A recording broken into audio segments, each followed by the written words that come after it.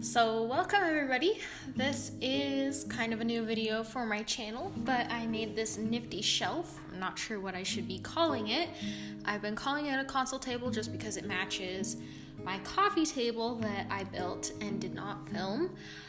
I'm using it as just like a bookshelf or a vanity, place to store jewelry, and so yeah, whatever you want to call it, I made it, and so I wanted to show you guys how I made it. You guys can use it as a template for any of your projects, or you can be like me and just watch 100 DIYs online all day long and just never make any of them. Anyways, so a small word on the wood. As you can see on this board, the wood is quite warped. This is because I got just plain cheap hardwood from Home Depot, and yeah, it's not stain grade wood. It's not meant to be straight.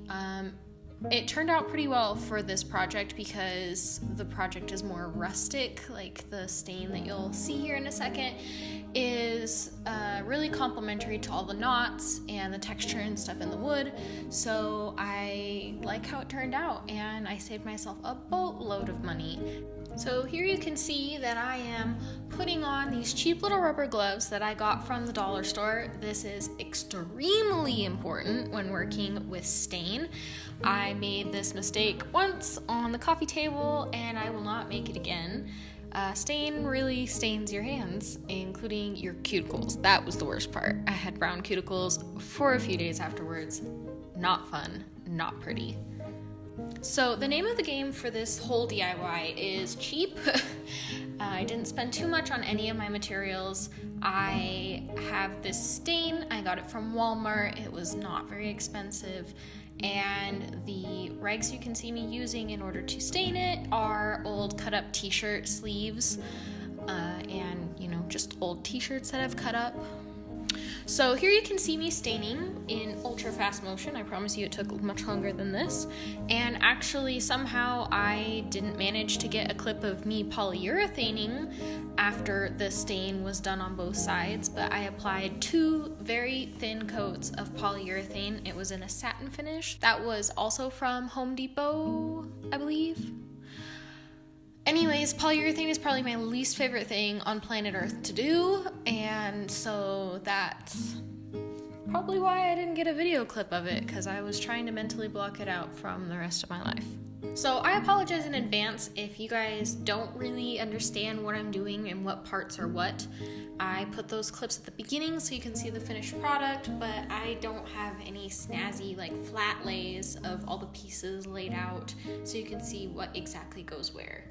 These are the legs of my table, and they are 3-foot 1-inch dowels, and I conveniently decided to make my table 3 feet tall so that I don't have to worry about cutting them. This is basically the reason I decided to do the DIY in the first place, because I wanted a tall table and I was really having a hard time finding them because normal console tables or entertainment centers were really low, a lot of bookshelves were not very wide, and I wanted a tall and wide shelf. So I took inspiration from a photo I found on overstock.com. It was a $450 table that was sold out, so even if I had $450 laying around somewhere, I couldn't have bought it. So I just sanded and painted these legs, and I used a black latex paint that I got from Walmart. It took a bunch of coats, honestly, to get the black latex paint to be super thick and glossy and very professional looking. Wasn't the worst thing in the world, but it was time consuming, which is why I started doing the leg painting at the same time that I did the staining, which takes forever because each side of the stain has to dry, and then the polyurethane has to do a 24-hour period between coats, and then you have to flip it over. So polyurethane took a couple of days. The stain I think took a day. And so it was just a good idea to get started on these legs at the same time so that they had time to get the 100 bajillion layers done and dried before I needed to move on. So this might be a good time now to create like a judgment-free zone here. I was just filming this because I was doing it. I was not filming it to make a YouTube video like a lot of people do. And so yeah, I did most of this work during the nights after I came home from work, and so I was in my pajamas, and maybe it was the weekend and my hair needed washed, but we're not gonna judge me, and I'm not gonna judge you for those behaviors, because this DIY is really like a reflection of my real life and not like a production piece. So yeah, let's just all ignore my greasy hair and my yucky pajamas and appreciate the art that is DIY. So I don't know if you could tell from the first little clips, like the overview of what the shelves looked like, but the actual horizontal shelf piece was accented across the back by a short little lip, as one might say. It created a very like shallow sideways L, and that's what these little boards are, is the back piece. So I need to nail these into the thin side of the thick shelf, which means that I need to measure out exactly where the nails are so I don't accidentally push the nails through the top or the bottom of the shelf, since it is only 3/4 of an inch to work with. So the measuring tape actually turned out to be pretty much exactly half of 3/4, so I could just use it to measure out where my marks were gonna be. And then I did 2 at each end, pretty close together, maybe 4 or 5 inches together. And then in the middle, I spaced them out every 10 or so inches. And I just used straight nails in order to do this. Nails are not the most strong thing because there's no like threading on them. They could pull out pretty easily.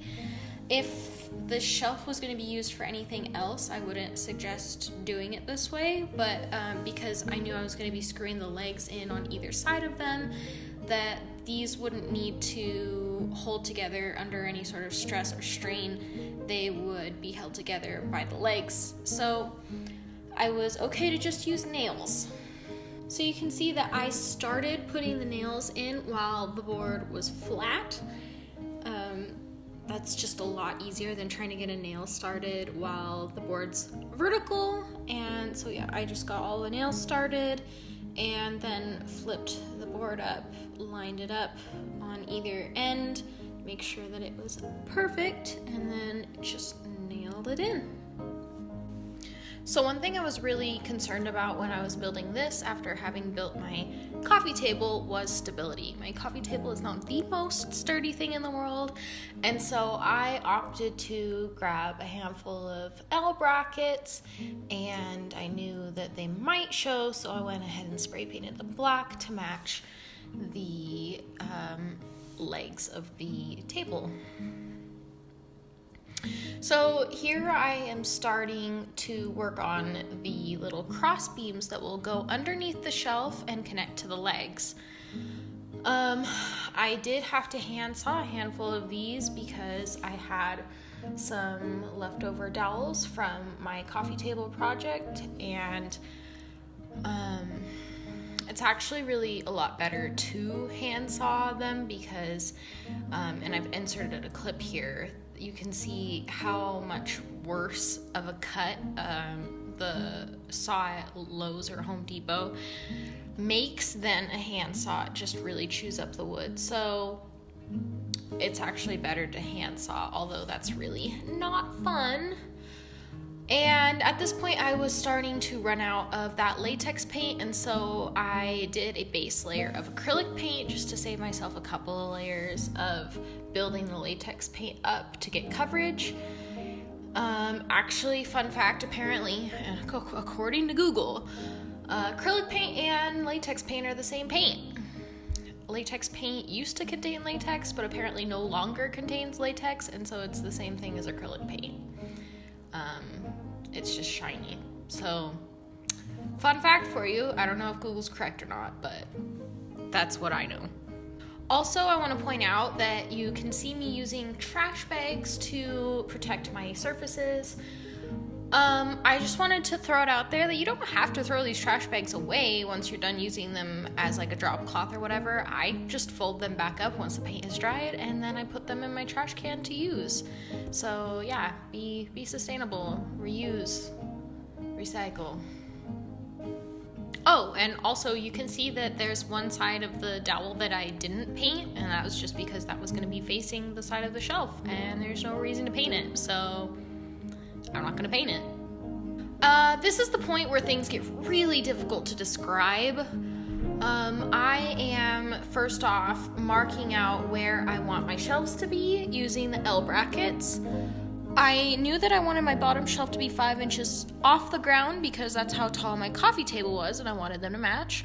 And then I knew I wanted my top shelf to be level with the top of the dowel, so that made the top shelf placement really easy. And then I basically just measured the distance between the two shelves and divided that in half to find out where my middle shelf would go. And you can see here that I have a scrap piece of wooden dowel and then 3 little pieces of scrap wood that equal the width of the shelf to help me measure out exactly where the shelf will sit so that it's lined up flush with the top of my shelf leg. So this next little bit might be a little bit difficult to explain, but I hope that the visuals help it make sense. I invested in a pocket screw jig, and it's basically a thing that helps you drill a hole at an angle so that you can join pieces of wood at a 90-degree angle.